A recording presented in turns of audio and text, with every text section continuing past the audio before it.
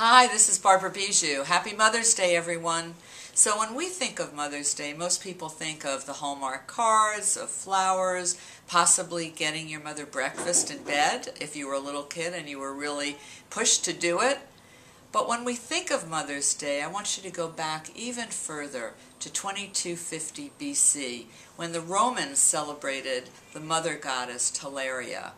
The Greeks dedicated their celebration to the mother goddess Rhea, and the ancient Romans to Cybele. And of course, there were many other mother goddesses all over the world that were celebrated. Isis, for example, in Egypt. In the Middle Ages, people would go back to their actual mother church on one Sunday of the year.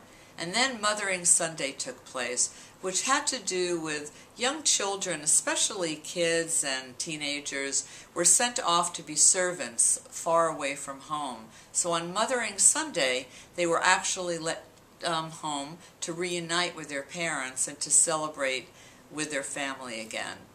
In 1870, Julia Ward Howe decided that she wanted to have a petition for women and peace. And she began a Mother's Day which had to do more with peace and stopping our sons from going to fight with each other. But the Mother's Day that you and I really celebrate and know probably started more from Anna Jarvis in 1908, who wanted to celebrate her mother. Although years later, once the celebration started, she was really upset that it became so commercial and she really wanted to get rid of it. So, this Mother's Day, when we think of mothers, let's think of something that could really come from the heart. One of the rituals that I like is based on a May basket that kids would anonymously give to their neighbors and their friends, filled with all kinds of wonderful goodies and notes and letters. So here's one that you could use. This is just a wonderful little box that someone gave me for my birthday, and I'm filling it with quotes that I really like for my mother.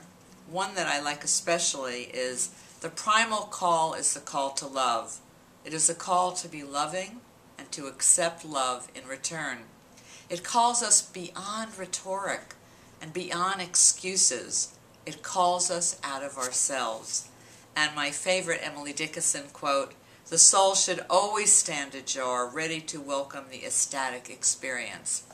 Then in my little box, I have a beautiful heart, which represents love and beauty.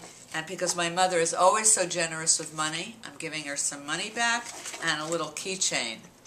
And then I thought it would be nice to put some other little inspirations in. And I found these beautiful stones. This one says happiness, and this one says love. But you could do whatever you want. You could bake cookies, you could put cupcakes, your mother's favorite food. And if you're not lucky enough to have your mother still around, then think of somebody who is a mother substitute. Who gives you that mother nourishment? Maybe it's a stepmother, maybe it's an aunt, it could be a good friend, a neighbor, and make one for her.